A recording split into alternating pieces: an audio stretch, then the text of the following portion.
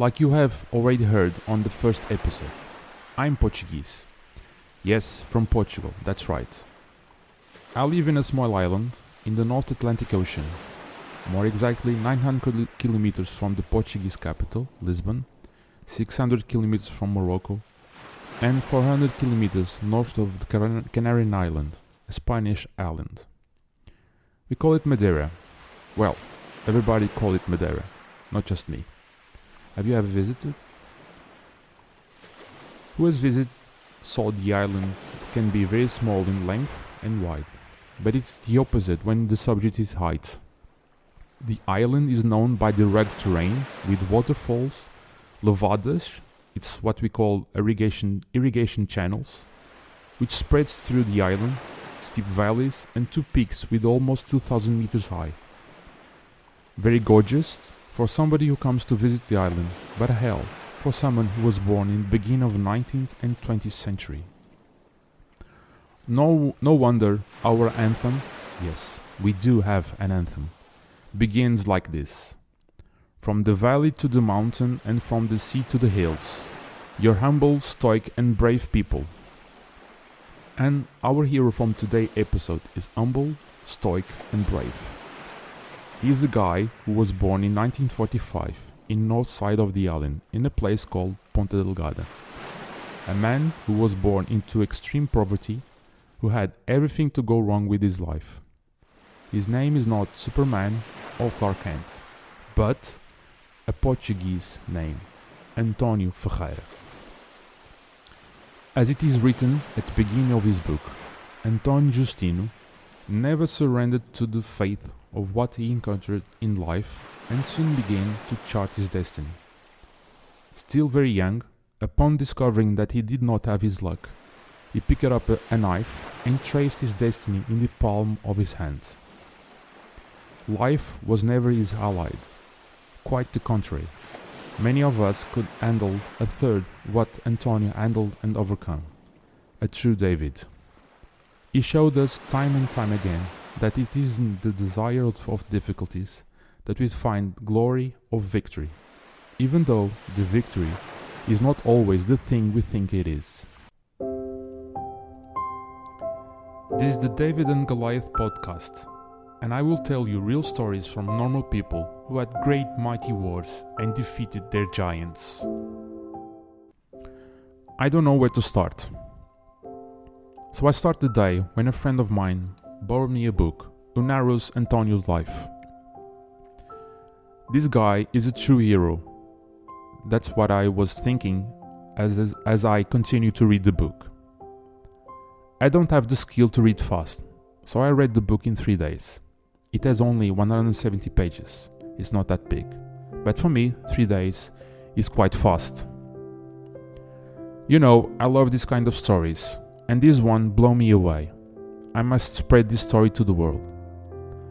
First thing first. Me and my friend George, went to his son's restaurant in Caniço to eat the famous grilled tuna and to buy the book for me. I need to note things down in the book.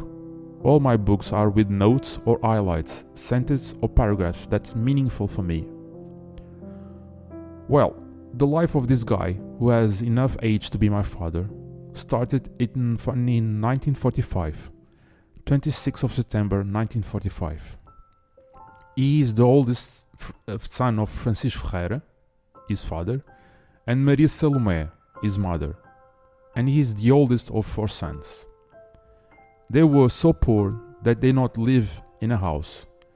Yes, they lived in a house, but it's not the house that you are thinking of. The family lived on the first floor. On the ground floor lived the cow who gave them the milk. Well, everything they ate came from the land.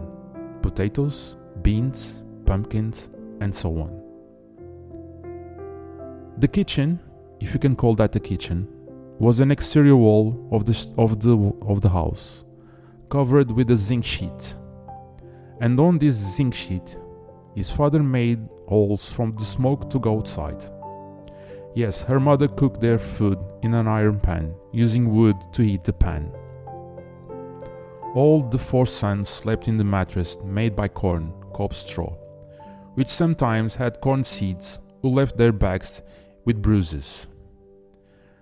The house was so small, and all the place was taken up, and for that reason their parents had to step over them to get to the bed. The toilet, as if I can call toilet, was a hole on the ground outside of the house, nearby banana trees. The conditions were so miserable, and for us to understand more or less the conditions, I would like to read to you a paragraph from the book, when his father awoke during the night because some fluid started dropping into their bed.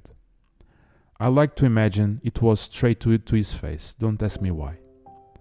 Another thing, the roof was made by corn straw, not by tiles like we have in today's houses. The rat would wander over us during the night, and one night, while our parents were asleep, a liquid started dripping onto their bed. It was a rat urinating in the middle of the cover.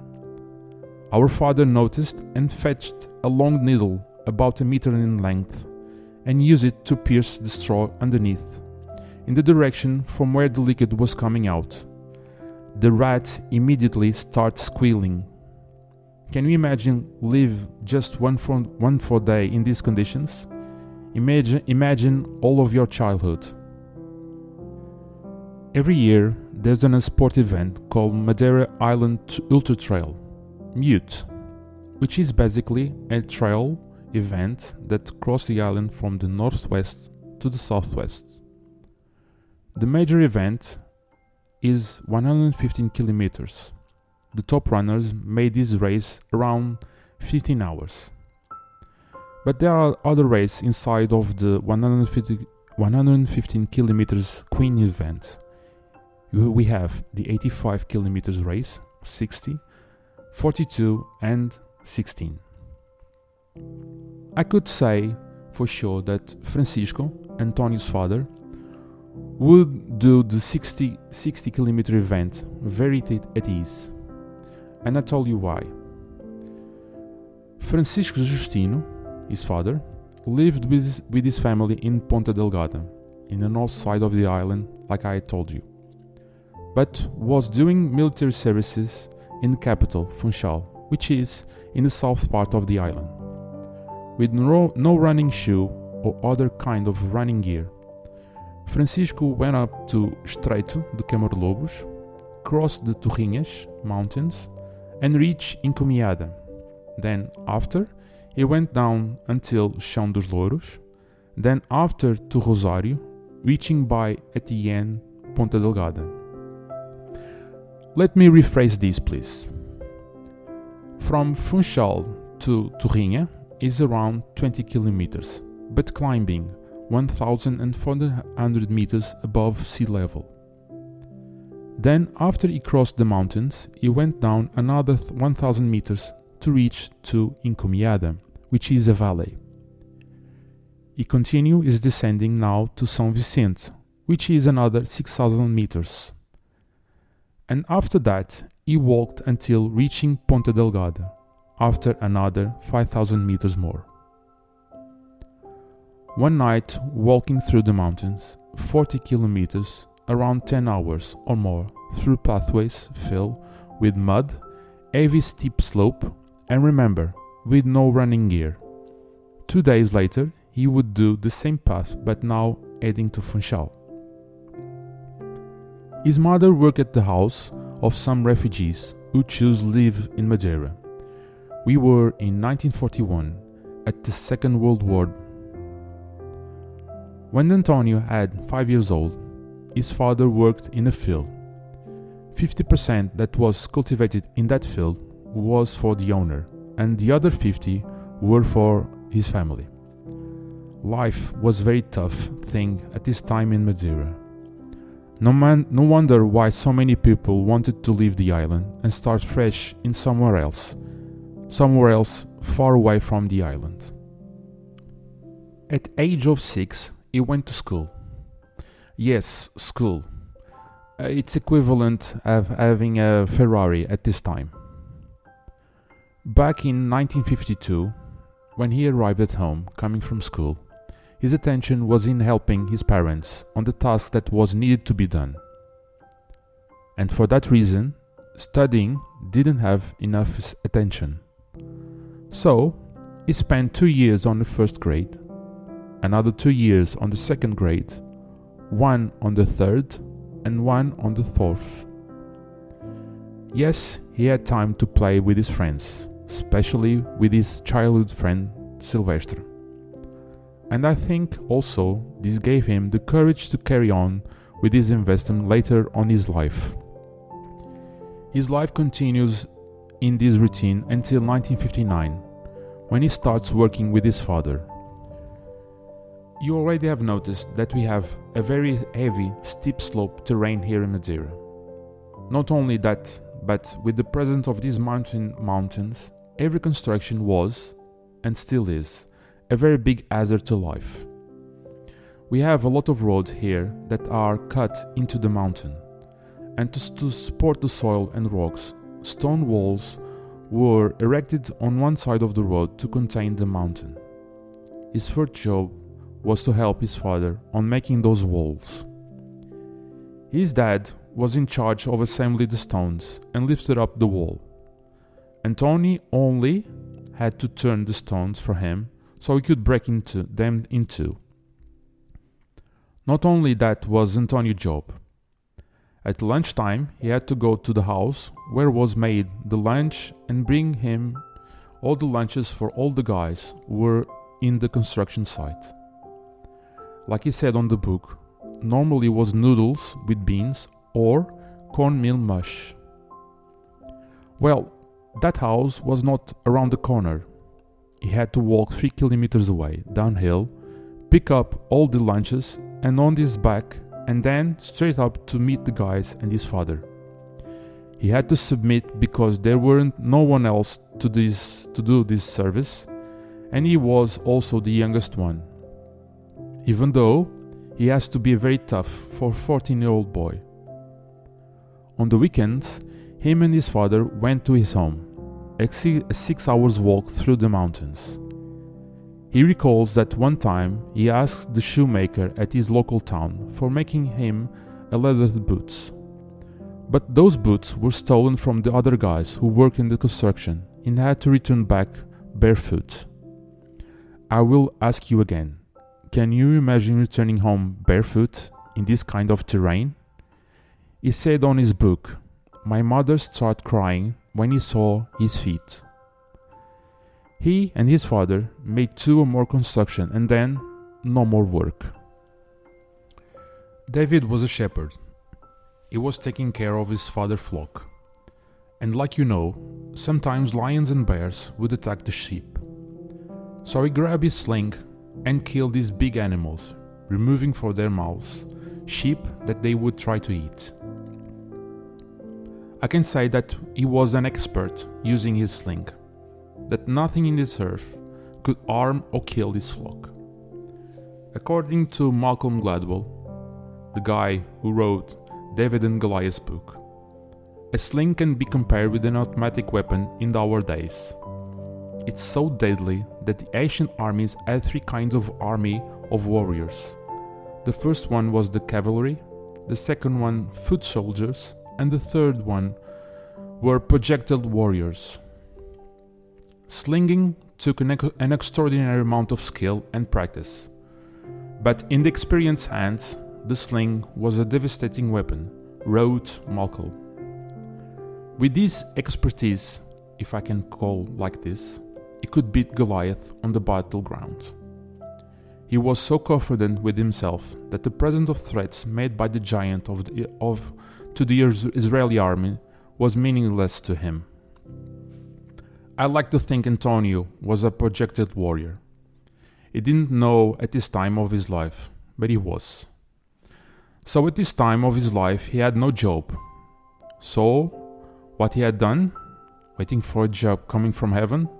No. Nearby of his house was a guy called Couto, a man with their both arms. He used to fish by throwing bombs into the sea. Yeah, bombs. The one that explodes. Yeah, that one. One day, one of these bombs exploded on his hands, leaving him without both arms. Koto was the only guy who had a license to extract inert materials from the beach. So António went to him to ask for a job. He worked with him for a couple of months and noticed that his kind of business was quite profitable. So he went to the capital, Funchal, and asked for the same license as Koto had. He started to earn quite good money, which was enough for him and to his whole family.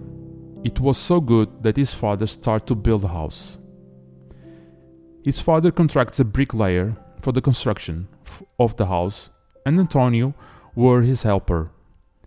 He learned all the things that was needed to build a house. The guy didn't explain nothing to António. António was learning, only looking for all the details. One day, the bricklayer had to go out for another job in another client, leaving behind his tools. António, as a true superhero, grabbed those tools and continued the construction of their house. When the bricklayer returned, all the walls were made. He would get hired from his friends and family to build houses. Not only at this time, he was becoming excellent expertise. Few years later, when he was in Angola, working in a fishing tuna boat, he started in the lowest rank on the boat and finishing at higher ranks a couple months later. He was winning, but wasn't what he was hoping for his life. Most because he started noticing on the guys that went abroad to Venezuela and coming back with large cars and fancy clothes. That's what he wanted. He went running to their father and asked them to loan money for him to go out of the island and start a new life.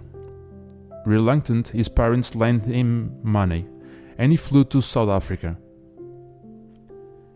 In 1964, the year that António arrived at South Africa was governed by a dictatorial government, and it was in war with the Revolutionary Army in Angola, Mozambique and Guinea. And for that reason, all the young boys like him were recruited to fight the war on those countries. The only way to have success was going undercover, which he did.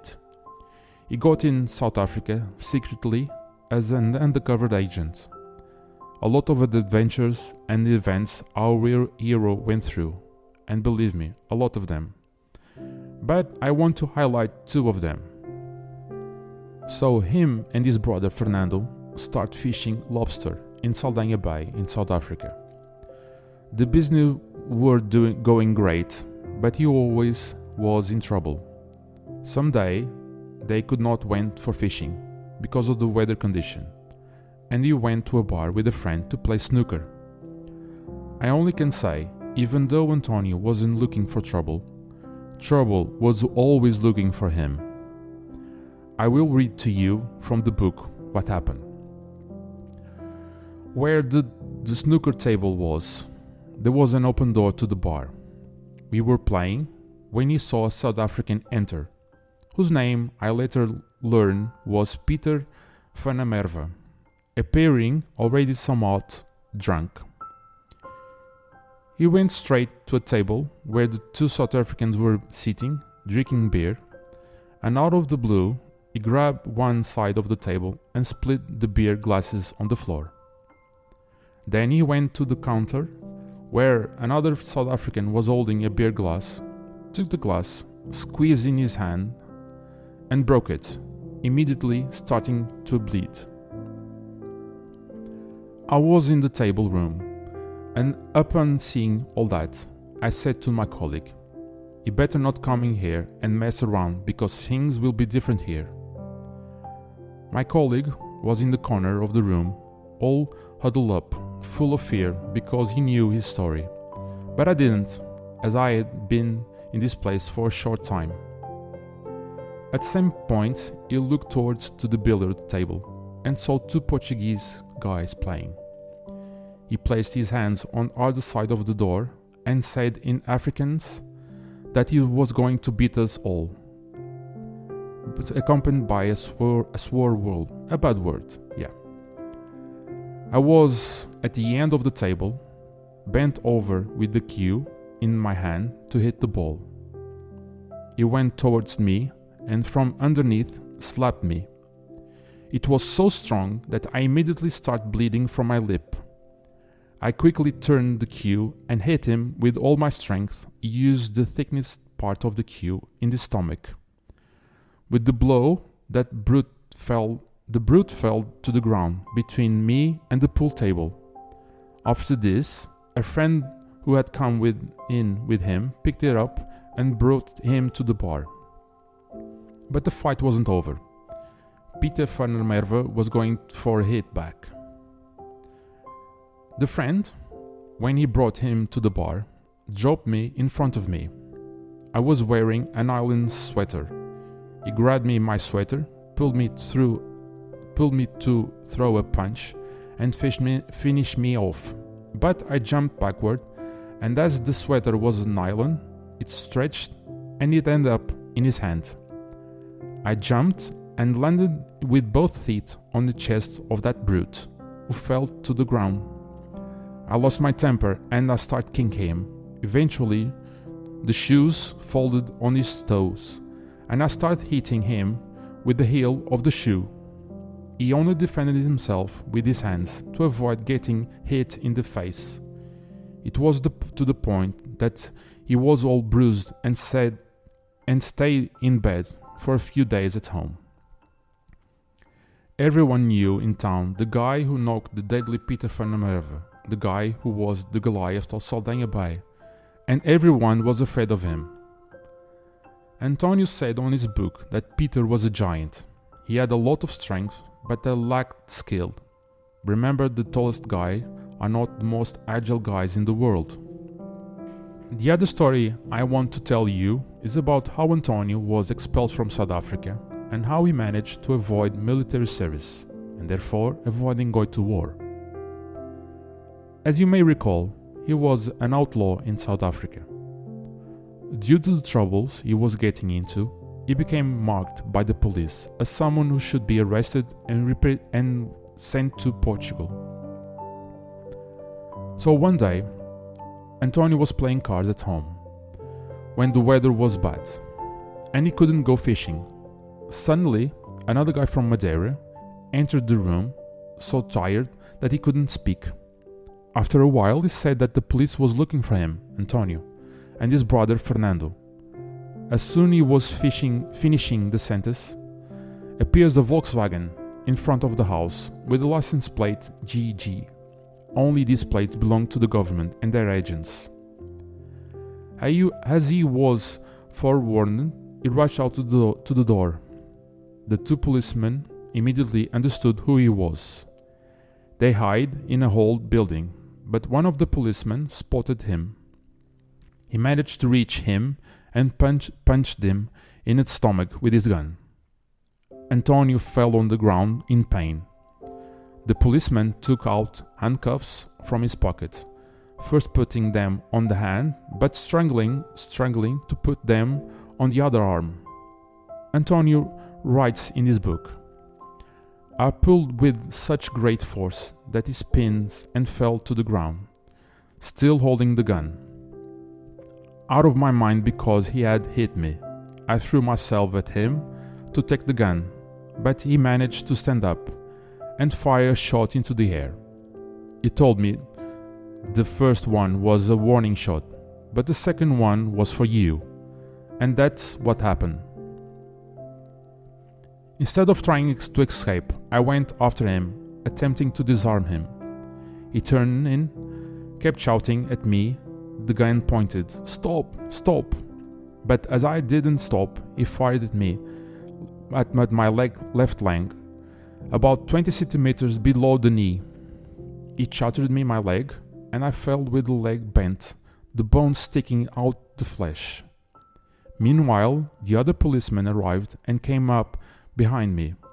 Like someone afraid of a lion, they put the other handcuff on me, call on the radio for the local police to take me to the police station in the area. So fast forwarding, he was operated and installed a tool for him to maintain the leg strength without bending. There was serious risk of having another leg shorter than other. And this was his ticket for freedom in coming here. After 3 months in the hospital, he went straight to court and he was convicted to leave South Africa and return to Portugal, in this case to Angola. Arriving to Angola, he went directly to an interrogation from the Portuguese police. After this, he was moved to the army for making the recruitment.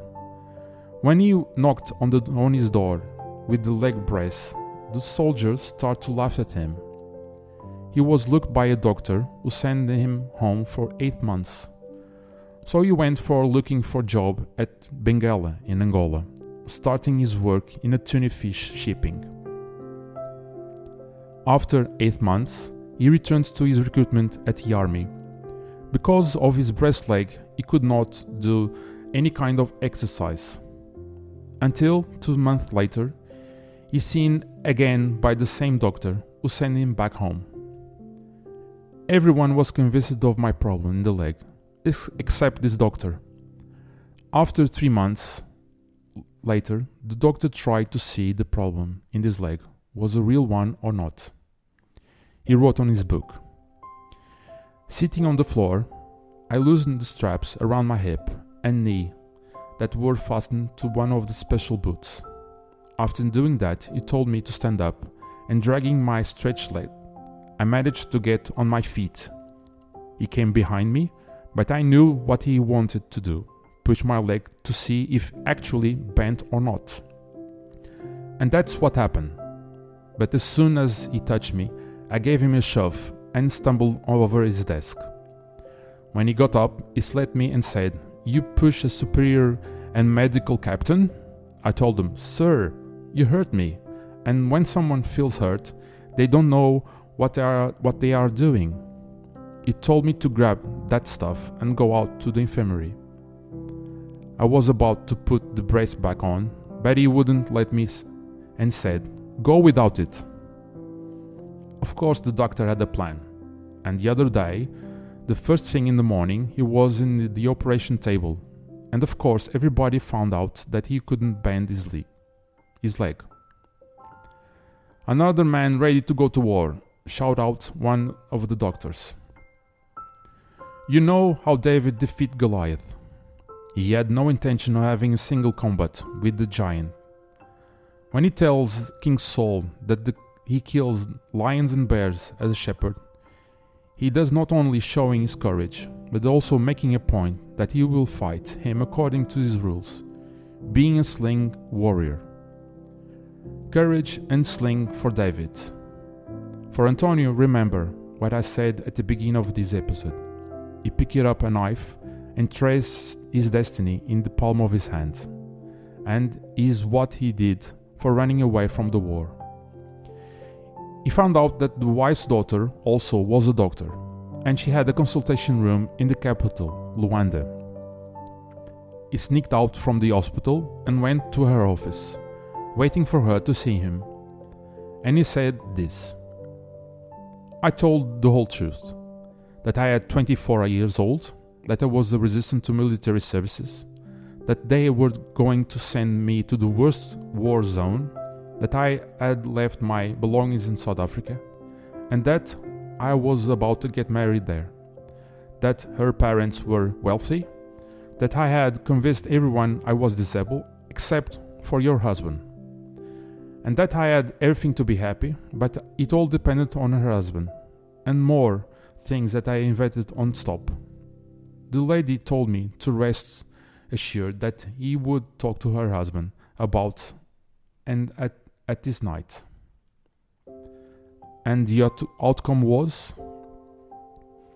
the doctor in the morning, while everyone was sleeping, woke me up and said to go to his office.